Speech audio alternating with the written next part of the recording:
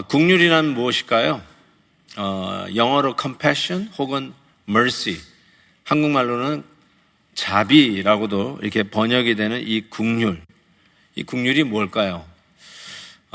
저는 이 긍휼의 개념을 가장 잘 설명했던 성경에 나오는 본문 두 군데를 소개하면서 시작하려고 합니다. 마태복음 18장에 보면 어떤 얘기가 나오냐면 1만 달란트를 빚진 종의 빚을 탕감해주는 주인 이야기가 나옵니다. 한 달란트는 아무리 적게 잡아도 100만 불입니다. 그렇게 생각하시면 돼요. 달란트는 100만 불. 그 정도 생각하시면 돼요. 한 달란트 100만 불인데 그걸 10,000달란트 빚을 줬어요.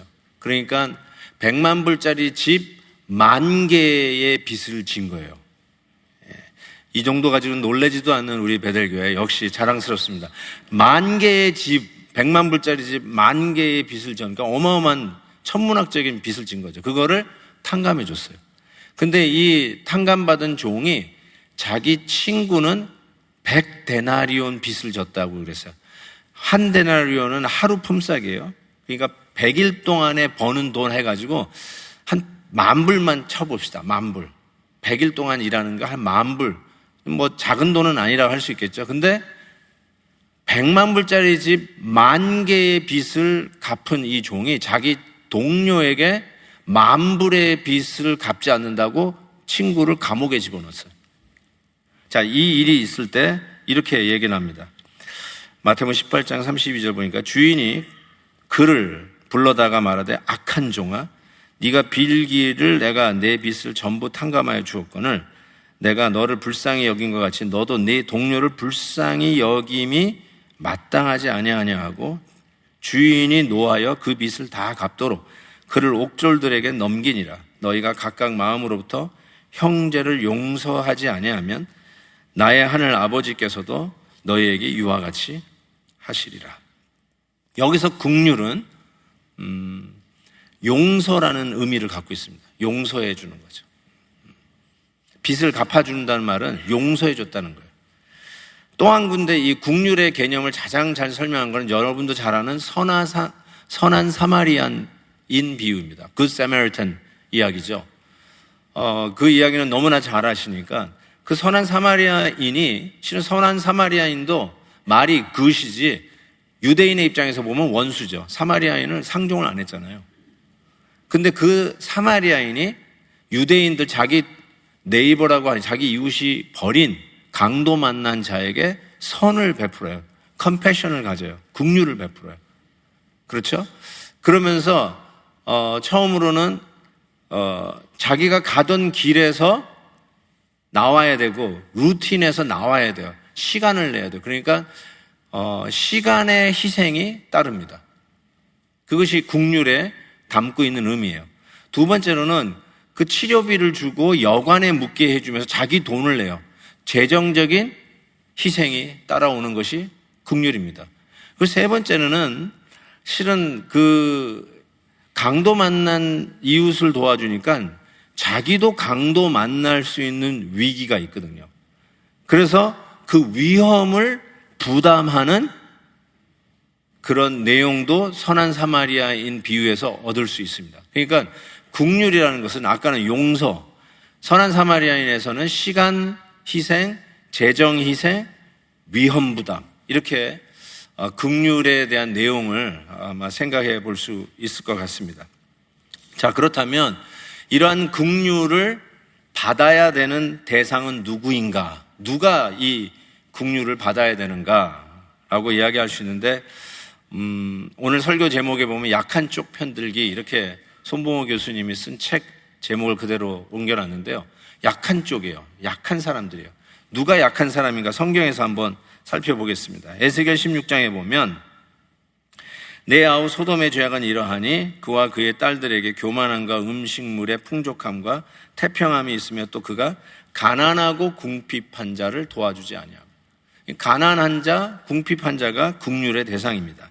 신명기 14장에 보면 매 3년 끝에 그해 소산의 10분의 1을 내어 내 성읍에 저축하여 너희 중에 분깃이나 기업이 없는 레위인과 객과 고아와 과부들을 먹고 배부르게 하라. 그들을 도와주라는 거죠. 그러니까 여러분들의 그 10의 1조로 분깃이 없는 레위인, 요즘식으로 얘기하면 목회자들이죠. 따로 이렇게 사업을 하면서 목회하는 사람이 아니라 전적으로 주의 일을 하는 사람들, 그 다음에 객, 고아, 과부들을 여러분이 도와야 할 국률의 대상이라고 이야기를 하고 있습니다. 신명기 15장에서는 이렇게 얘기하고 있습니다. 내 손을 그에게 펴서 그에게 필요한 대로 쓸 것을 넉넉히 구워주라. 삼가 너는 마음에 악한 생각을 품지 말라. 그리고 7째 해 면제년이 가까이 왔다 하고 내 궁핍한 형제를 악한 눈으로 바라보며 아무것도 주지 아니하면 그가 너를 여호와께 호소하리니 그것이 너에게 죄가 되리라. 여기서 이 면제년이라는 것 때문에 이게 무슨 말인가 싶을 텐데요. 여러분, 안식년에 되면은 면제년이에요. 그 말은 자기에게 빚을 진 사람의 모든 빚을 탕감해 주는 해요. 그리고 이 희년이 되잖아요. 7년에 7년째가 되면 희년이 됩니다. 그 50년째는 모든 빚, 노예들도 다 풀어줍니다. 이게 하나님이 정하신 법이에요. 그런데 한번 생각해 보세요. 내년이면 희년이에요. 그런데 오늘 돈을 빌리러 왔어요. 돈을 빌려줄까요? 안 빌려줄까요? 내년이면 무조건 다 탕감해 줘야 돼요.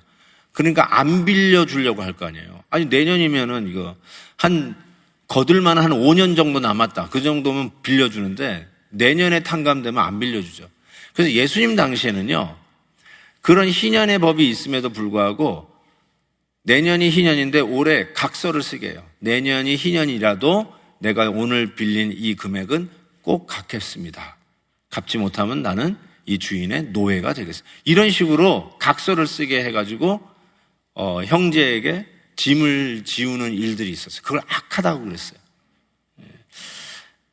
이와 같이 약한 사람들, 궁핍한 자들, 가난한 사람들, 고아, 과부들을 도우라. 그들이 우리의 국률의 대상이 된다라고 이야기를 하고 있습니다. 마땅히 해야 할 일이라고 저는 생각이 드는데 이 국률을 베푸는 일에 방해꾼이 있습니다. 저는 그걸 낙심이라고 부릅니다. 왜 이 국률을 베푸는 일에 방해꾼이 생기는가? 갈라디아서 6장에 보니까 우리가 선을 행하되 국률로 바꾸세요. 우리가 국률을 행하되 낙심하지 말지니 포기하지 아니하면 때가 이름에 거두리라. 왜 국률을 베푸는데 낙심할 때가 올까요? 저는 여러 가지 이유가 있겠지만 한 2가지로 간략하게 낙심하는 이유를 생각해 보려고 합니다. 아까도 얘기한 것처럼 국률의 요소가 뭐예요? 용서해 주는 것. 10,000달란트를 탕감받았는데 100데나리온, 10,000불을 빚진 자를 용서해 주는 것, 탕감해 주는 것. 쉬운 일은 아니죠. 또 시간을 내주는 것. 시간 내주는 게 보통 일이에요. 상담을 해더라도 이거 시간 내주는 거 아니에요. 자기 스케줄을 빼야 되잖아요. 또 재정적으로 자기 주머니를 비우고 심지어는 자기도 공격당할 수 있고 위험에 처할 수 있는 그 부담을 지는 게 이 국률이잖아요. 이게 한마디로 얘기해서 이런 것들이 결코 쉬운 일이 아니기 때문에 이 국률을 베풀다가 낙심할 때가 있어요. 이건 완전 손해만 보네. 이거 완전히 내가 온팍 뒤집어 쓰겠네. 이거 내 돈 주고 이거 내가 뭐 하는 거야? 이런 생각이 들 때가 있거든요. 그래서 낙심하게 되는데 이게 쉬운 일이 아니기 때문에 그렇습니다. 오래전에 나온 책인데요. 탤런트 김혜자 씨가 쓴 꽃으로도 때리지 말라라고 하는 책이 있어요. 참 감동 있게 읽은 책이었는데요. 거기 보면 이 김혜자 씨가 그 케냐 빈민촌에서 이렇게 봉사 활동하는 그 경험으로 이 책을 썼잖아요. 그 책에서 참 의미심장한 얘기들을 참 많이 합니다. 이 세상은 사자, 기린, 얼룩말 이런 것들은 보호하려고 참 애를 쓴다.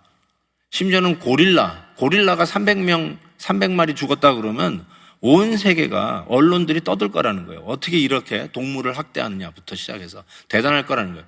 그런데 정작 굶주리고 있는 아이들이 수백 명 죽어가는데 세상은 여기에 관심이 없다. 그러면서 이렇게 이야기를 쭉 써나가요. 그러다가 뒷부분에 이 김혜자 씨가 이런 글을 실었어요.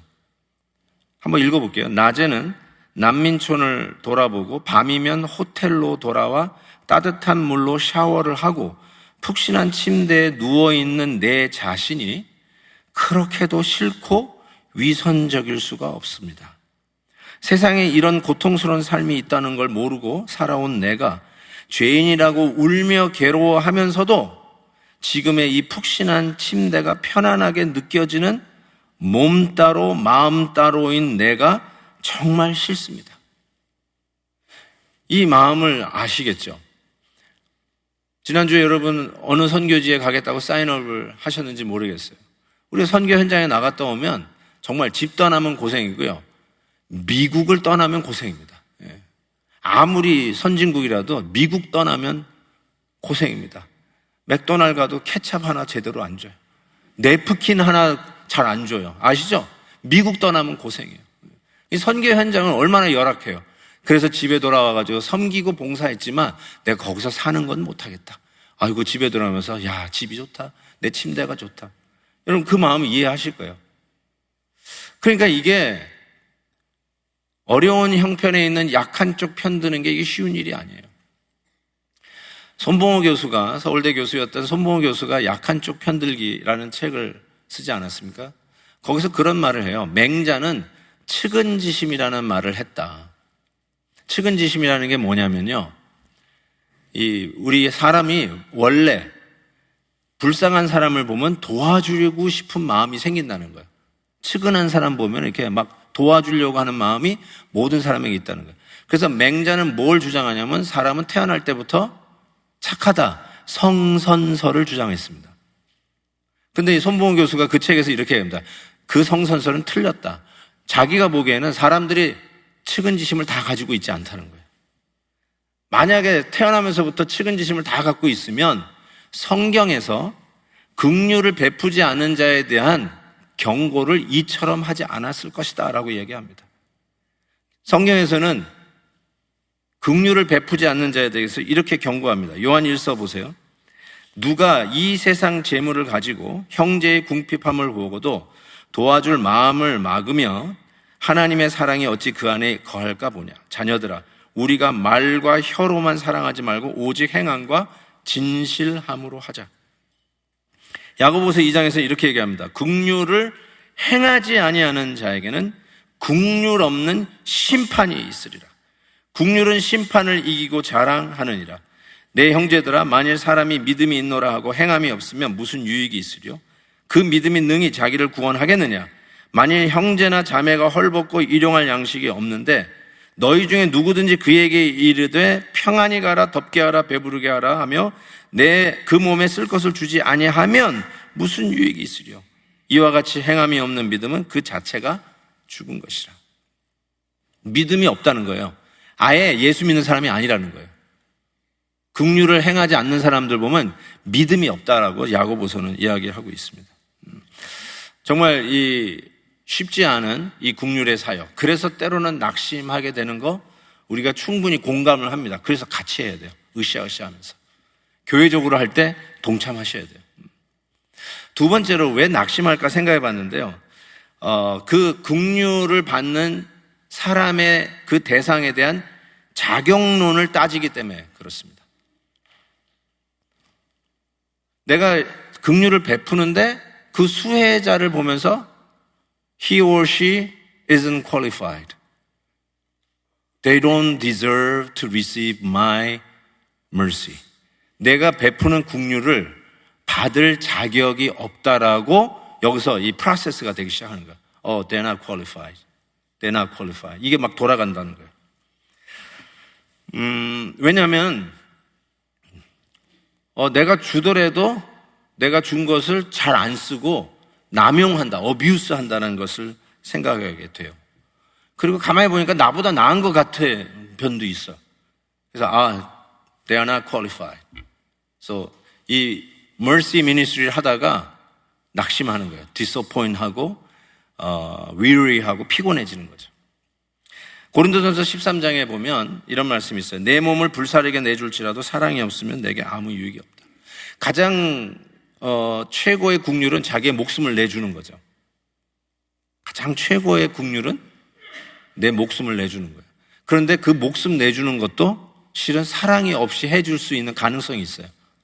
자기의 의일에, 자기 잘난 맛에 폼나게 죽고 싶어 하는, 그 참 묘한 건데요. 그러면 그거 하나님의 계산에 넣지 않는다고 그랬어요. 여러분은 대단한 거 했다고 생각하지만 하나님의 계산에서는 빵점이라는 거죠. 그러니까 여러분의 긍휼을 이렇게 베푸는데 여기서 자격론을 프로세스해서 이 사람은 받을 자격이 있어 하고 주고, 이 사람은 받을 자격이 없어 하고 인색하게 해서 선행을 베푸는 일에 낙심한다면 하나님의 계산에 들어가지 않는다고 이야기하는 것이죠. 제가 이전 목회했던 교회에서 있었던 일입니다. 초등학생 여자아이가 간에 문제가 생겼어요. 간 비대증인가 뭐 이런 게 생겼는데 애가 교회 왔는데 얼굴이 그냥 노래요. 노래. 그래서 이제 급하게 조사를 했는데 간 이식을 하지 않으면 위험하다 해가지고 그 간 이식 대상자 넘버원으로 확 올라갔어요. 수혜자 넘버원 쫙 올립니다. 이 이머전시잖아요. 뭐 시간 순서가 아니라 가장 위험한 사람 순으로 넣는데 그것도 어린아이면은 제일 먼저 올라가잖아요. 참 그런데 그 집안이 딱하니까 교회에서 캠페인을 벌였어요. 그래서 그 아이 이름으로 파운데이션을 교회에서 만들어가지고 온 성도님들이 소위 그 펀드레이징을 한 거죠. 그래서 많은 성도님들이 동참해 주셨어요. 그래서 이제 그 일을 돕고 있는데 나중에 이 일에 낙심한 자가 생기기 시작했어요. 교회 안에. 저한테 와서 말씀을 했기 때문에 제가 말씀을 드리는 건데 그 일은 왜 일어났을까요? 정말 그 초등학생 여자아이가 죽어가는 아이를 위해서 교회적으로 선한 일을 하는 거 아니에요. 긍휼 사역을 했잖아요. 근데 왜 교인들이 실망하는 일이 생겼을까? 왜 낙심하는 일이 생겼을까? 그 일은 그 아이가 조금씩 호전이 되면서 교회에 왔는데 그 아이가 빨간 새 구두를 신고 왔어요. 새 구두를 신고 왔어요. 근데 그 일을 위해서 헌금한 부모가 딱 봤는데 자기 애는 아직도 헝구두야. 새 구두 아직 안 사줬어요. 근데 내가 헌금한 그 아이가는 새 구두, 빨간 구두를 신고 온 거예요. 그래서 여기서 이제 자격론 프로세스가 시작. 내가 계속 헌금해야 되나? 우리 애는 아직도 헝구두 신고 다니는데 내가 헌금해가지고 도와주고 있는 그 긍휼의 대상자는 보니까 새 구두 신고 온 거예요. 결국 그 가정은 교회를 떠났습니다. 이 긍휼 사역이 가장 교회에서 하기 어려운 사역 중에 하나라고 하죠. 왜냐하면 정말 성경에서 왜 왼손이 하는 일 오른손이 모르게 하라고 했는지, 특별히 긍휼 사역에 대해서는 이해가 될 것 같아요. 그래서 뭐 그 엄마는 교회 올 때 귀걸이도 못 하고 와요. 저것도 내가 사준 돈으로 귀걸이 사가지고 왔다고. 귀걸이 하고 다니는. 이게 굉장히 민감한 일이죠. 좀 이해가 되시죠? 그래서 그런 일을 하는 순간에 이 프로세스가 여기 된다니까요. Are they qualified to receive? 이런 게 막 여기서 돌아가기 시작한다는 거예요. 자, 뭐가 돌아가냐면 결국은 내가 도와줘서 저 사람이 산다는 거예요. 내가 긍휼 사역 선한 일을 했기 때문에 저 사람들이 오늘도 먹고 살 수 있다라고 하는 거예요. 그러니까 내가 살려주는 거예요. 내가 베풀어 준 걸로 저 사람이 사는 거예요. They're living at my cost, at my expense. 내가 해주기 때문에 내가 안 하면 저 사람 죽어요. 그러니까 내가 뭔가 가지고 있는 힘이 있는 거죠. 이걸 뭐라고 좀 고상하게 얘기하면 자기의, self-righteousness. 내가 도와주니까 산다는 거죠. 이 사회에서는 누가 긍휼을 베풉니까? 예를 들어서 여러분이 어떤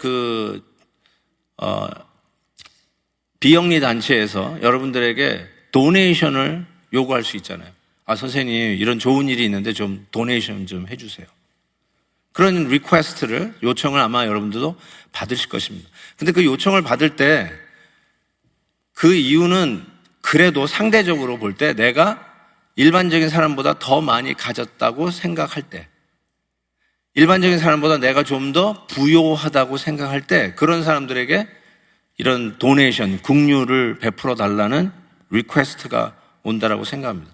그러니까 우리가 일반적으로 가지고 있는 누가 국류를 베푸는가? 더 가진 사람, 좀 더 부요한 사람, 돈을 좀 더 많이 번 사람, 이런 분들이 국률 사역을 하는 것이다 라고 생각할 수 있습니다.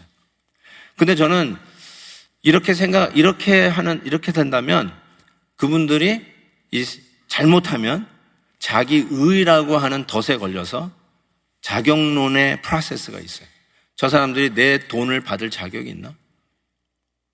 이런 생각이 여기서 돌아가기 시작해서 아까 얘기한 것처럼 빨간 구두가 나오면 안 해. 그 빨간 구두가 어떤 건지 모르겠지만 빨간 구두가 나오면 안 하는 이런 자격론이 내 안에서 돌아간다는 것입니다.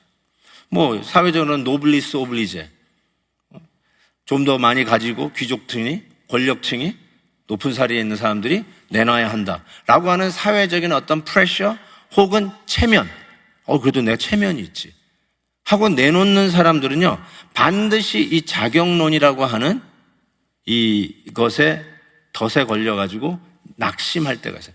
주면서도 손해본다고 생각할 수 있어요. 정말 할 수 없이 낸다.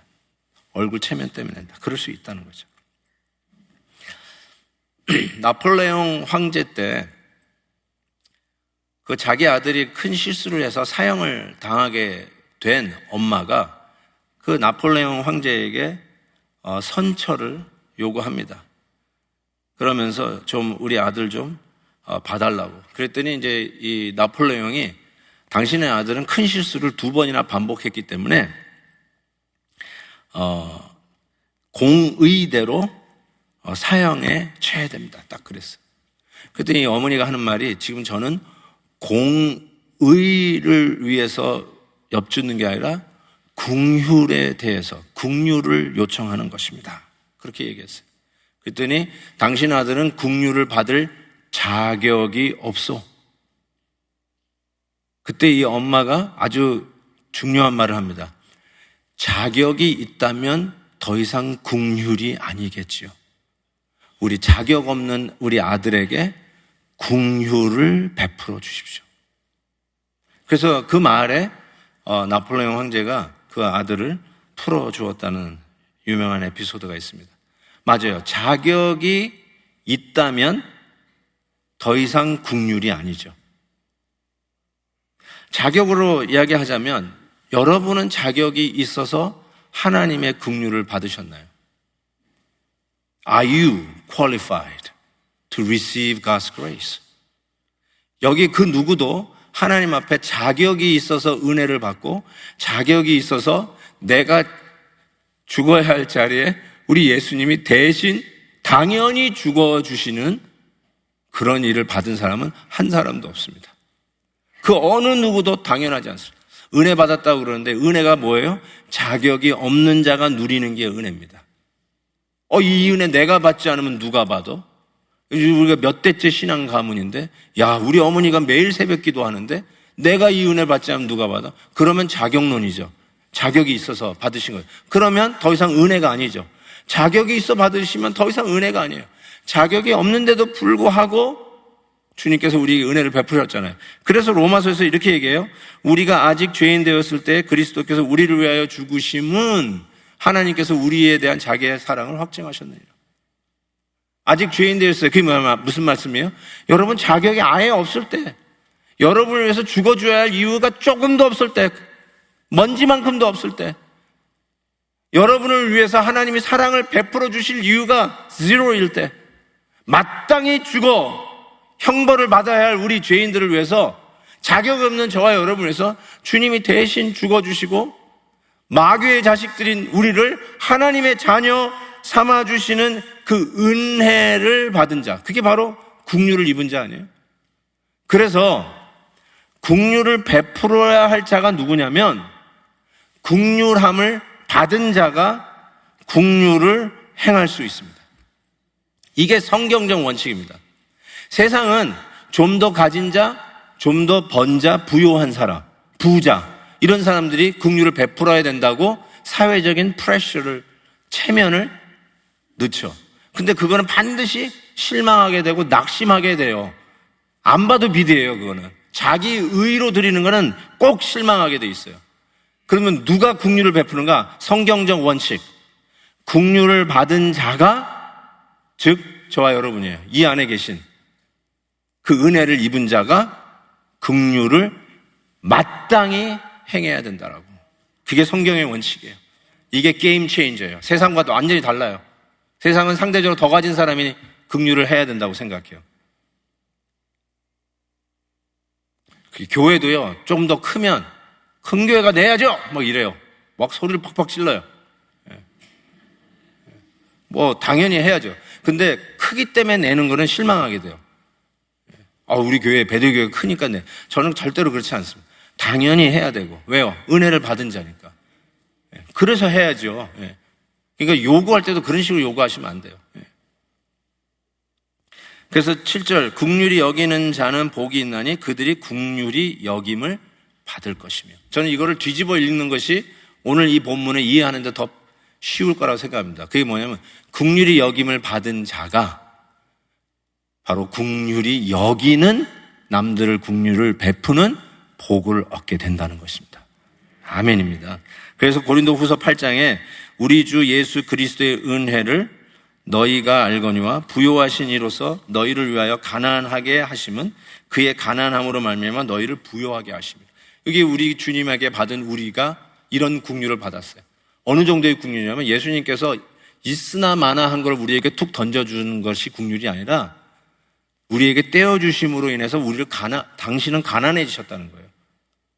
그 정도예요. 그런 긍휼을 우리가 받았다는 거예요. 그러니 그런 긍휼을 받은 자 역시 실은 아까 얘기한 대로 용서하고 시간적인 손해, 재정적인 손해, 위험 부담을 안는 거죠. 틀림없이 마이너스 겁니다. 그런 걸 안고라도 우리가 긍휼을 베풀 수 있는 이유는 우리가 이미 그 이상을 받은 자라는 사실 때문에 그렇습니다. 고등학교 때 졸업을 하면서 최우수 성적으로 수마 쿰 라우레를 받은 학생이에요. 그리고 SAT가 1580점, 1580 SAT 스코어. 거의 만점이죠.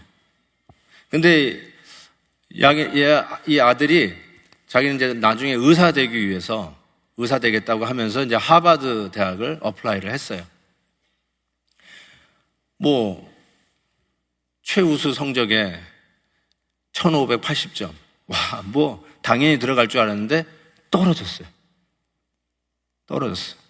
그러니까 엄마가 생각할 때 기가 막힌 거, 아니, 우리 아들이 떨어질 이유가 없는 거예요. 그래가지고 학교에다 항의를 했어요. 근데 무슨 인터뷰 과정인지 에세이에서 무슨 말을 했는지 잘 모르겠는데 어쨌든 답이 왔어요. 무슨 답이 왔냐면 당신의 아들이 의사 되려고 한다고 하는데 보니까 당신의 아들은 한 번도 헌혈을 한 적이 없다. 아니, 환자를 돌보는 긍휼이 많은 의사가 돼야 되는데 한 번도 헌혈도 안 해본 사람이 무슨 의사가 되겠냐. 지금 헌혈도 안 하고 의사 된 분들 반성하시기 바랍니다. 지금 의사 선생님들이 몇 분 보여가지고 제가 하는 말입니다. 저 들은 얘기니까요. Don't quote me on this. 근데 make sense. 그렇죠? It makes sense. 성적이 좋다고 하버드 대학 가는 게 아니라 그 비전 놓고 인터뷰하고 프로세스 하는 과정에 의사 되려면 헌혈을 정도는 해야 되는 거 아니냐. 근데 헌혈을 한 적이 없다는 거죠.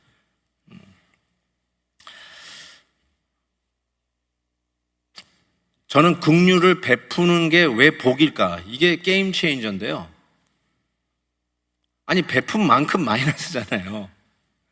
10,000불을 베풀면 여러분의 은행 잔고에서 10,000불 빠져나가는 건데 왜 이게 복일까? 지난주 성경헌금 작정하셨죠? 그만큼 마이너스예요. 틀림없이. 근데 왜 복일까? 이런 생각을 해보게 됩니다. 우리가 작년에 그 아프간에서 미군이 철수하면서 난리가 났잖아요. 그래가지고 이제 탈리반이 장악한 그 나라에서 살 수 없다고 도망가는 그 백성들. 날르는 비행기 다리에 붙들고 떨어지는 그 백성들, 그 악독한 대통령은 가지고 있는 캐시 다 실지 못해서 캐시 날리면서 헬리콥터 타고 도망가는 그 대통령, 기가 막히죠. 그때 탈리반이 이제 아프간을 장악하면서 모든 외국 단체들 다 추방시켰잖아요. 미국을 위시해서 모든 NGO, 선교단체 다 추방하라고 그랬잖아요. 그때 저희가 헌금했던 거 기억나시죠? 근데 유일하게 남아있는 단체 하나가 있었어요. 그것도 남아있으려고 남아있는 게 아니라 탈리반이 제발 좀 있으라고 했던 단체가 바로 NEI라고 하는 비영리 단체였어요. 우리가 그 단체를 돕기 위해서 우리가 2만 불의 헌금을, 여러분의 헌금을 보냈습니다. 근데 나중에 이제 보니까 여러분 유튜브에 NEI 치시면 많이 자료 화면들이 뜨는데 한번 집에 가셔서 한번 살펴보십시오. 제가 정말 가슴이 뭉클했는데 그 권순영 대표께서 실은 그 미국 UC 데이비스에서 석사하시고 또 오하이오 주립대학에서 이 식품 영양학으로 박사학위를 하신 분이 아니에요. 그래서 테이스터스 초이스라고 하는 그 유명한 커피 회사에서 일하시다가 조기 은퇴를 하시고는 사비를 털어서 영양실조로 허덕이고 있는 최빈국 중에 하나인 아프간을 향해서 날아갑니다. 근데 그 아프간은 그런 지형적인 그것 때문에 늘 열국들의 전쟁이 있는 나라였어요. 그래서 뭐 농사를 지을 수가 없어요. 한때는 뭐 양귀비를 세계 80%의 양귀비를 생산하는 데가 아프간이었어요. 그런데 돈만 된다고 그걸 파나요? 백성들의 10% 이상이 전부 다 아편 중독자가 된 거죠. 그래서 그 일도 못하고 있는데 굶주리는데 모든 백성이 거의 다 영양실조예요. 애를 넷을 낳으면 하나가 죽습니다. 그걸 보고 한 번도 심어보지 못한 그 땅에 심어본 적도 없는 콩을 심기로 합니다. 왜냐하면 영양실조를 해결하는 게 단백질인데 단백질이 제일 좋은 게 콩 아니겠어요? 이번에 저도 조사하면서 하는데 콩이 우리나라 거랍니다. 모든 세계의 콩은 다 우리 한국에서 보낸 거래요. 와, 그거 아셨어요? 어쨌든 대단합니다. 어쨌든 그 콩을 했는데 그 척박한 땅에 딱 알맞는 콩을 재배하기 시작했어요. 그 아프간이 38개주가 있는데 첫 번째 한 개주. 그러면 점점 늘려가면서 이 콩을 개발하고 백성들에게 나눠주기 시작해서 드디어 애들의 볼에 살이 오르기 시작했다고 합니다. 그래도 뭐 대표께서 미국 시민권자니까 미국 스파이가 아닌가 하고 수시로 검문이 들어오고 수시로 수색이 들어오고 그럼에도 불구하고 뒤지러 돌아와 봤자 자기 백성들을 돕기 위해서 애쓰는 모습을 보고 좋은 일 하시네요. 계속 하십시오. 그러면서 나라로부터 30에이커 땅을 99년 동안 무료로 임대를 받습니다. 그러면서 이제 콩을 재배해서 34개 주까지 콩을 재배하는 스테이트를 눌렸다고 해요. 그러다가 이번에 아프간 사태가 일어난 거죠. 근데 탈리반이 다른 데는 다 쫓아냈는데 이 NEI만 남아달라고 부탁을 했어요. 다들 도망가느라고 정신이 없는 그 순간에도 NEI는 그 난민들에게 음식을 싸주겠다고 팩을 하고 있는 모습을 본 거예요. 그래서 NEI, 이 단체는 제발 좀 남아달라고 계속 우리나라에 남아달라고 했다는 거예요. 긍휼을 베푸는 자가 복이 있다. 무슨 말인지 알 것 같아요. 무슨 말인지 알 것 같아요. 그 일에 여러분이 도와주신 거 너무 감사하고 이번에 엘리야 특별 새벽 기도도 그랬죠. 또 5군데 우리가 도울 수 있게 된 것이 얼마나 신나는 일인지 모르겠어요. 긍휼을 베푸는 자가 복을 받습니다. 필립 얀시의 유명한 책이 있어요. The Jesus I Never Knew. 몰랐던 예수, 내가 전혀 몰랐던 예수님이라고 하는 책인데요. 저기서 이 필립 얀시가 헨리 나우엔을 만난 그 경험을 저기서 적어놨어요. 헨리 나우엔이 누구신지 아시죠? 하버드대 교수였다가 그 일을 그만두고 그 카나다 토론토에 있는 데이브레이크라고 하는 장애인 센터에 자원봉사로 들어가서 그곳에서 그 25살 아담이라고 하는 장애 아동, 25살이지만 뭐 정신연령의 아기인 그 아담을 케어하는 일을 하면서 얻는 그런 교훈이 거기 적혀져 있는데, 인재 중에 인재 아니겠어요? 뭐 하버드 대학 교수 아무나 되나요? 그런데 그 많은 사람들이 당신 너무나 많은 걸 내려놓고 가는 거 아니냐, 너무 많은 희생, 시간 희생, 자원 희생, 부담의 희생, 이런 거 하고 가는 거 아니냐라고 할 때, 그러니까 이런 얘기를 해요. 희생이라고요? 나는 내려놓은 거 하나도 없습니다. 오히려 만약에 베네핏을 받다면 아담이 나를 통해서 받은 베네핏보다는 내가 아담을 통해서 받은 베네핏이 훨씬 많습니다. 그렇게 얘기를 해요. 그러면서 그 아담이 어떤 아이냐면 말을 못해요. 혼자 옷을 입고 벗지도 못해요. 혼자 걸을 수는 당연히 없어요. 먹는 것도 혼자 할 수가 없습니다. 또 이 간질이 있어가지고 대발작의 그 간질의 그 발작을 계속 며칠에 한 번씩 계속 하는 아이고, 몸이 굳어지고 계속해서 괴로움 속에 울부짖는 소리만 하는 게 이 아담이라고 합니다. 약을 먹여주기 위해서 아침에 깨워서 옷을 입히고 휠체어에다 태우고 면도 해주고 이도 닦아주고, 그리고 아침 식사까지 먹여주는 데만 해도 1시간 반이 꼬박 걸린다고 합니다. 그리고는 이제 테라피 받는데 휠체어 태워서 보내서 하는데, 사람들이 이런 아무나 할 수 있는 거를 이 교수님이 하시니까 자꾸 뭐라고 그러는데, 자기가 얻는 복에 대해서 이렇게 이야기를 해요. 아담하고 지내면은 자기에게 어디서 주는지 모르지만 내면에 평강이 온대요. inner peace가 이렇게 막 온대요. 그 inner peace 때문에 아담을 돌보고 남은 시간에 자기 일을 하는 게 엄청난 효율성이 efficiency가 생겨가지고 하루 종일 내일 하는 것보다 훨씬 더 많은 일을 효율적으로 감당한다라고 얘기해요. 사람들이 보기엔 내가 지금 아담을 돕는 것이 지루해 보이고 피상적으로 보이지만 이 일이 얼마나 고상한 일인지 모른다. high-minded 이런 표현에서 얼마나 고상한 일인지 모른다고 얘기합니다. 그러면서 아무것도 못하면서 휠체어에 앉아있는 아담을 보다 보면 자기가 여태까지 살아온 삶을 뒤돌아보게 되는데, 학계에서도 명성이 있고 뭐 하버드 교수 됐으니까, 그리고 또 사제로서 프리스트로서 기독교적인 그런 사역에도 자기가 열심히 했는데, 그 모든 것들이 경쟁과 강박 속에서 싸우면서 해왔던 일인 것이 뒤돌아 보인다는 거예요. 그러면서 이렇게 얘기했어요. 잘 들어보세요. 우리가 사람답게 사는 것은, 사람답게 되는 것은 생각이 아니요 마음이요, 생각하는 능력이 아니라 사랑하는 능력, 긍휼, compassion이라고 얘기해요. 다시요.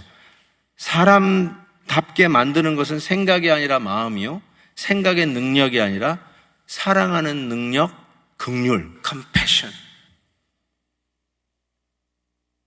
사랑하는 성도 여러분, 긍휼을 베푸다가 낙심하는 가시가 목에 걸리면 항상 이 생각을 하십시오. 긍휼한 자가 복을 받는다. 그리고 내가 그 긍휼을 받은 자이다. 그래서 나는 심령이 가난할 수밖에 없고 내 죄 때문에 해통할 수밖에 없고, 그래서 하나님 앞에 교만을 떨는 게 아니라 온유할 수밖에 없고, 그리고 하나님이 원하시는 일에 대한 목마름과 주림이 있는 자로, 오늘도 나는 그 긍휼을 받은 자로, 베푸는 자로 하나님이 주신 복을 누리는 자이다. 이 고백을 하십시오. 잠언에 이런 말씀이 있어요. 가난한 자를 불쌍히 여기는 것은 여호와께 구워 드리는 것이니 그의 선행을 그에게 갚아 주시리라. 우리 하나님은 빚지고 못 사십니다. 믿습니까? 여러분이 긍휼을 베푸는 게 뭐 하는 거라고요? 하나님께 구워주시는 거예요. 구워드리는 거예요. 하나님 반드시 갚아주시는 긍휼을 베푸는 자의 복을 경험하실 것을 믿습니다. 게임 체인저 넘버 5. 세상에서 마이너스라고 하는데 우리는 베푸는 자가 복을 받습니다. 아멘입니다. 우리 다 같이 한번 찬송하겠습니다. 십자가를 질 수 있는 나. 정말 우리 하나님께서 우리에게 도전하시는 것 같아요. 오늘 메시지가 여러분에게 어떻게 도전이 됐었어요? 헌금 생활에 도전받은 분 계실 거예요. 혹은 내가 누구에게 부탁을 받아가지고 줄까 말까 이러고 고민하고 있는 그런 문제도 도전받을 수도 있고, 내가 잘 아는 모 집사님의 자녀, 그 아이 좀 도와줬으면 좋겠는데 하고 마음만 갖고 있었는데 오늘 메시지가 도전이 됐을 수도 있을 거예요. 어떤 도전을 받을는지 모르겠지만 오늘 이 찬송을 부르면서 하나님 나에게 이 질문을 던지시는군요. 긍휼을 베푸는 자가 복을 받는다는 이 말씀을 정말 믿고 내가 하느냐, 아니면 세상에서 얘기하는 체면이니까 주고 말자, 그런 식으로 내가 도네이션 하는 건 아닌가. 한번 긍휼히 여김을 받았던 자가 해야 하는 이 성경적 게임 체인저, 긍휼을 받은 자가 긍휼을 베푸는 겁니다. 딴 사람은 하지 마세요. 긍휼을 받지 못한 사람은 하지 마세요. 왜냐면 반드시 시험에 넘어지거든요. 낙심하여서 넘어지거든요. 죽어도 아깝다고 하거든요. 믿음의 도움도 안 돼요. 긍휼을 받은 자가 베푸는 겁니다. 게임 체인저. 이것이 세상을 바꿉니다. 오늘 이 찬송 부르면서 하나님 이 도전에 제가 순종하겠습니다, 이런 마음으로 같이 찬양했으면 좋겠습니다. 십자가를 질 수 있는, 십자가를 질 수 있나, 주가 물어오실 때 죽기까지 따르오니 저들 대답하였다. 우리의 심령 주의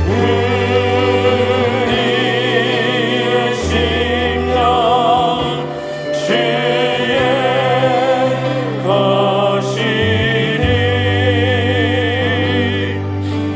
당신의 영상 만드소서.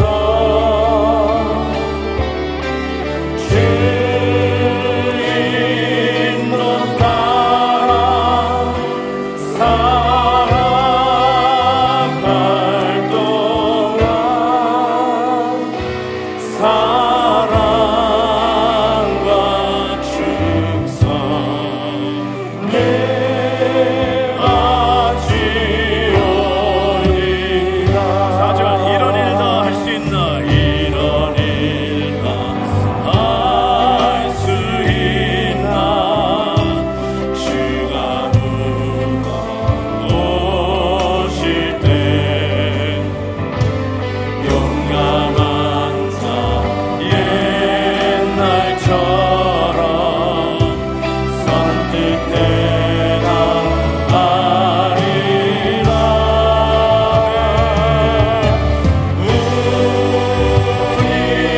우리의 심령 주의 것이니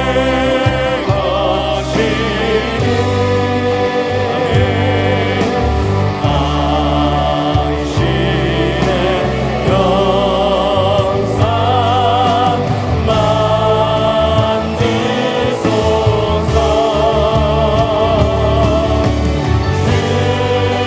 주인 것 따라 살아갈 동안 사랑과 충성을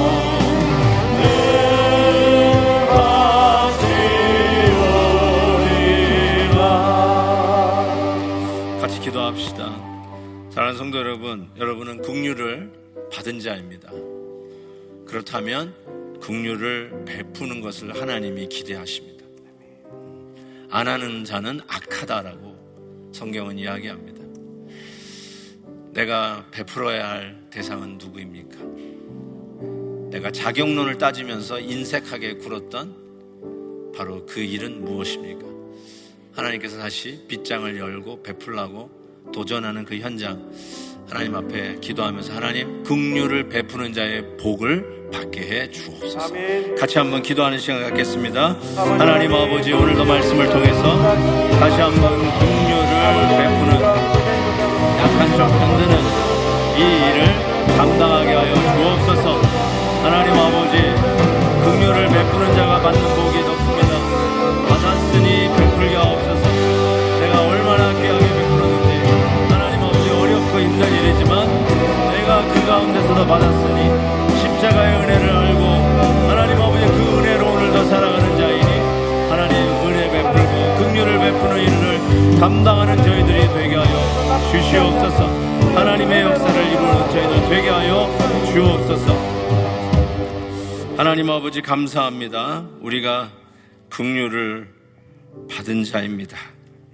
자격이 하나도 없는데, 없어도 한참 없는데, 이런 날 죄인 되었던 우리를 위하여 십자가를 지시며 살려주시고 구원받게 하시고 하나님 자녀 삼아주시는 이 은혜와 긍휼을 받은 자인데, 하나님, 우리도 우리의 삶 속에 하나님이 도전하시는 바로 그 현장을 베푸는 자, 긍휼을 베푸는 자 되어서 긍휼을 베푸는 자가 받는 복을 누리는 저희들 되게 해 주옵소서. 아멘. 예수님의 이름으로 기도하옵나이다. 아멘. 아멘.